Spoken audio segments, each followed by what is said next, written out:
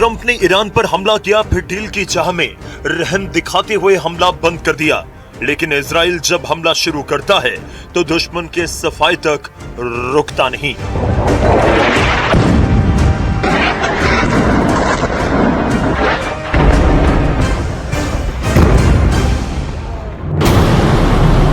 जैसे 12 दिन का युद्ध हुआ, जैसे 28 फरवरी के बाद अमेरिका और ईरान में बारूदी टकराव हुआ, क्या ये धमाके उससे कम लगते हैं? क्या ये बर्बादी कुछ कम है? क्या यहाँ बमबारी का लेवल कम है? यकीनन नहीं, क्योंकि इजराइल के बम धमाके हैं। ये जंगी जेट नेतन्याहू के ऑर्डर पर बारूद बरसा रहे हैं।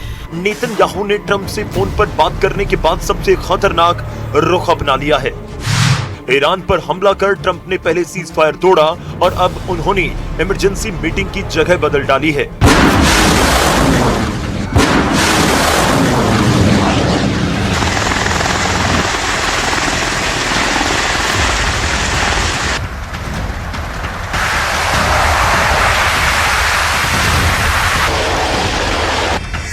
अमेरिका बड़ी दुविधा में है कि ईरान के कट्टर लड़ाकों का पक्का इलाज कैसे करे। इसलिए दूसरे दौर के युद्ध को भड़काने के बाद ट्रंप फिर साइलेंट हो चुके हैं। हालांकि अमेरिकी हमलों के 24 घंटे भी नहीं गुजरे कि ईरान ने भयानक बदला लेना शुरू कर दिया। ईरान ने हॉर्मुज़ को फिर से बारूदी सुरंगों से पाट दिया है। ईरान ने वॉर जोन में अपने सबसे विस्फोटक हथियारों की तैनाती करके धमकी दी है कि अब ट्रंप ईरान पर हमले की जुर्रत नहीं दिखा सकते। रेवोल्यूशनरी कमांडर अकबर जादेह ने धमकी देते हुए कहा कि इसमें कोई शक ना करें कि चाबहार से लेकर महशहर तक के पूरे इलाके को हमलावरों के लिए कब्रिस्तान बना दिया गया है। هدف قرار دادن پرنده‌های رادارگریز دشمن یکی از موضوعاتی بود که از ابتدای جنگ رمضان تو دستور کار عزیزان ما در صنعت دفاعی قرار گرفت. کمتر از 10 روز ما به فناوری مسلط شدیم که توانستیم هواپیمای F-35 و هواپیمای پیشرفته دشمن رو آسیب جدی بهش وارد.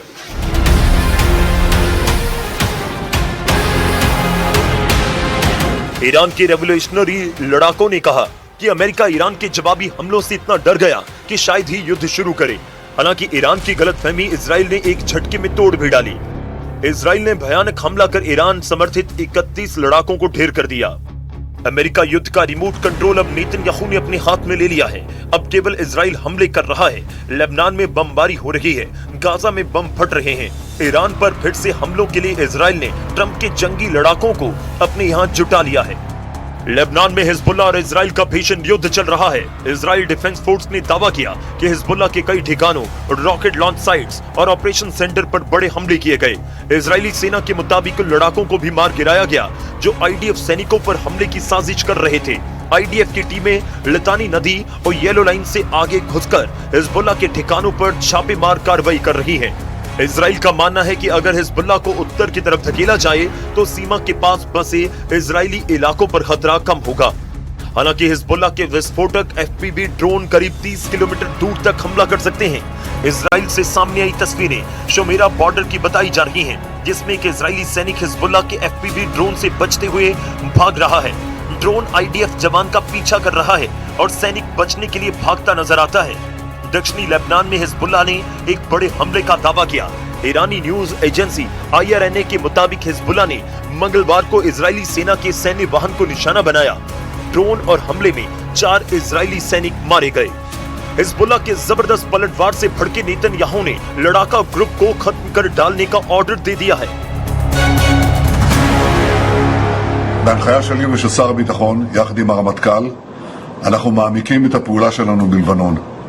צה"ל פועל עם כוחות גדולים בשטח ותופס שטחים שולטים. אנחנו מבצרים את רצועת הביטחון כדי להגן על יישובי הצפון. במקביל אנחנו מקיימים מאמץ לאומי ענק כדי לקדם פתרונות יצירתיים.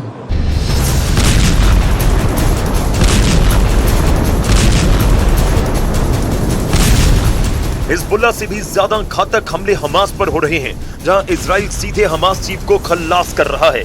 पिछले 11 दिनों में इजराइल ने हमास के 2 चीफ मार डाले। इजरायली सेना के मुताबिक एयर स्ट्राइक में हमास के मिलिट्री विंग के नए चीफ मोहम्मद औदेह को मार गिराया गया। औदेह को 7 अक्टूबर हमले का चीफ प्लानर बताया जा रहा है।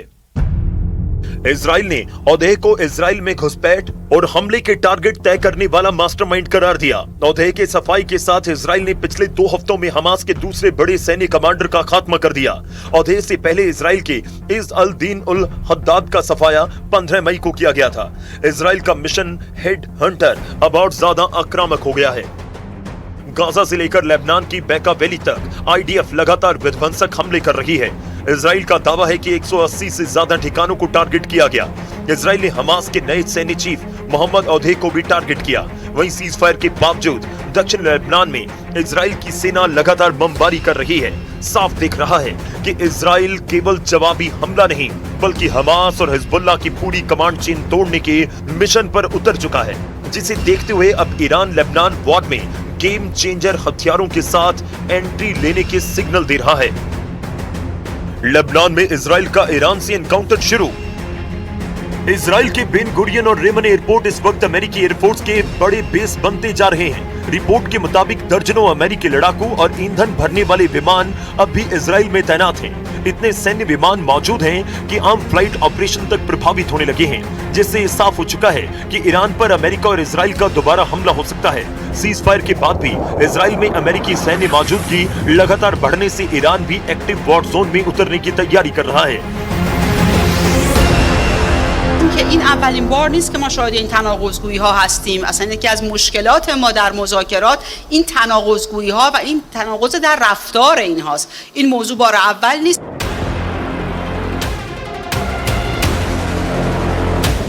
ईरान इजराइल को सबसे ज्यादा दहलाने वाली फतह मिसाइलों से पलटवार कर सकता है। ईरान की फतह एक हाइपरसोनिक मिसाइल है जिसकी रेंज 1400 से 1500 किलोमीटर बताई जाती है। इस मिसाइल की रफ्तार मैक 15 तक है, यानी ये 18,000 किलोमीटर प्रति घंटे की रफ्तार तक पहुंच सकती है। इजराइल के मिसाइल डिफेंस ईरानी हाइपरसोनिक हमलों को रोकने में नाकाम साबित होते रहे हैं, लेकिन नेतन्याहू इस वक्त डिफेंस से ज्यादा ऑफेंस यानी आक्रामक होने पर ध्यान दे रहे हैं, क्योंकि फतह अकेली मुसीबत नहीं। इजराइल पर हुए हमलों में जिन मिसाइलों ने तबाही मचाई उनकी लिस्ट देख लीजिए, क्योंकि यही अब तक नेतन्याहू के लिए सबसे बड़ी परेशानी बनी हुई है। खैबर शिकन मिसाइल की रेंज 1450 किलोमीटर तक है, कद्र मिसाइल की रेंज 2000 किलोमीटर तक है और इमाद की रेंज 1700 किलोमीटर तक है। ये सभी मिसाइल इजराइल के खिलाफ ऑपरेशन में दागी जा चुकी हैं। तेल अवीव से लेकर हाइफा और अशदोद से लेकर बीरशीबा और शेफाल जैसे छोटे छोटे शहरों पर भी इन्हीं मिसाइलों से हमले हुए थे। इसलिए ईरान के कमांडर जो वार्निंग दे रहे हैं उसे इजराइल बिल्कुल भी हल्के में नहीं ले सकता। ईरान के मिसाइल गोदाम लगातार एक्टिव हैं, उसके लॉन्च पैड लगातार रीलोड किए जा रहे हैं। उधर इजराइल में नेतन्याहू की टेंशन उनके दोस्त ने बढ़ा दी है। कभी नेतन्याहू के जिगरी दोस्त रहे अयाल मैगेट ने एक इंटरव्यू में कहा कि वो नेतन्याहू की बजाय अपनी बिल्ली को सत्ता में देखना ज्यादा पसंद करेंगे और अगर कोई सैन्य तख्ता पलट हो जाए तो उन्हें खुशी होगी। इजराइल में नेतन्याहू की तख्ता पलट की उम्मीद लगाई जा रही है तो तुर्की के राष्ट्रपति उन्हें सबसे बड़ा जालिम कह रहे हैं। मस्जिद में नमाज के बाद एर्दोआन ने दुनिया भर के मुसलमान देशों से इजराइल को सबक सिखाने की अपील भी कर दी। एर्दोआन ने ईरान के राष्ट्रपति पेजेश्कियान से फोन पर बात करने के बाद युद्ध में साथ देने का वादा किया। मतलब सेकंड राउंड में ईरान अकेला नहीं, अरब वर्ल्ड पहले ही ईरान के साथ नजर आ रहा है। शायद यही वजह है कि ट्रंप समझौते को युद्ध पर तवज्जो दे रहे हैं।